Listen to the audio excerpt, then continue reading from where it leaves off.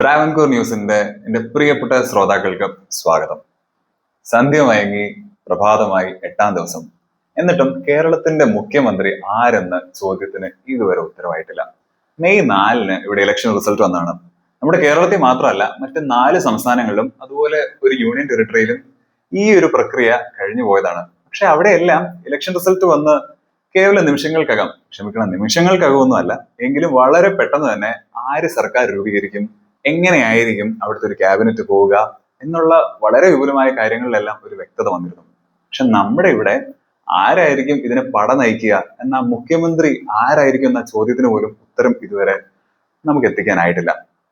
തീർത്തും ഇതിലെ വിഷമകരമായ കാര്യം എന്തെന്നാൽ, വിഷമകരമല്ല, നാണക്കേടുള്ള ഒരു കാര്യം എന്തെന്ന് വെച്ചാല് 3 ചേരി തിരിഞ്ഞ് ഇവിടെ തെരുവില് ഒരു ഫ്ലെക്സ് പോരാട്ടമാണ് നടക്കുന്നത്.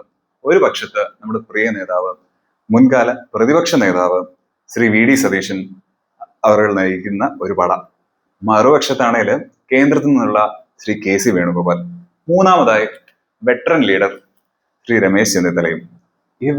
ഇവർ തമ്മിൽ തന്നെയും അതുകൂടാതെ ഇവരുടെ അണികൾ തമ്മിലും ഉള്ള രൂക്ഷമായ ഒരു പോരാട്ടം ദിനം പ്രതി ഇവിടെ മുറുകിക്കൊണ്ടിരിക്കുകയാണ്.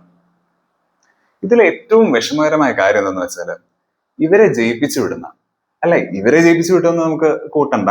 ഈ ഇലക്ഷൻ പ്രക്രിയയിൽ പങ്കെടുത്ത ഒരു പൗരന് വളരെ മൗലികമായി ഉള്ള ഒരു അവകാശമില്ലേ? അതായത് വളരെ പെട്ടെന്ന് തന്നെ ഈ റിസൾട്ട് വന്നതിന് ശേഷം ഒരു സർക്കാർ രൂപീകരിക്കുക, വളരെ പെട്ടെന്ന് തന്നെ പ്രവർത്തനങ്ങളിലേക്ക് കടക്കുക. ഈ ഒരു പോരും, ഈ ചർച്ചകൾ, ഈ ഗ്രൂപ്പുകൾ, ഈ ലോബികൾ തമ്മിലുള്ള ഈ ഒരു പ്രക്രിയയിലൊന്ന് ഇതൊക്കെ കടന്ന് ആക്ച്വൽ പ്രവർത്തനത്തിലേക്ക് ഈ സർക്കാർ ഒന്ന് കടക്കണം എന്ന ഒരു ആഗ്രഹം അവർക്ക് ഉണ്ടാവില്ലേ? അതിലെന്താ തെറ്റ്?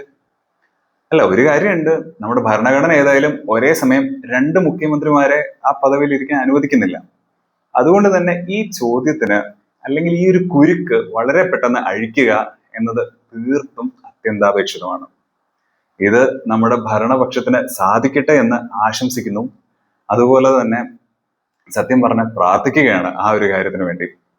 അങ്ങനെ എന്നിരുന്നാലും ഈ ചോദ്യത്തിന് ഈ 8-ാം ദിവസമായിട്ട് ഒരു ഉത്തരം കിട്ടിയിട്ടില്ല. ഈ ദിവസം ഇങ്ങനെ തന്നെ അങ്ങ് കടന്നു പോകുന്നു. നാളെയെങ്കിലും ഇവർക്ക് ഈ ചോദ്യത്തിന് ഉത്തരം കണ്ടെത്താൻ പറ്റട്ടെ എന്ന് നമുക്ക് കാത്തിരിക്കാം.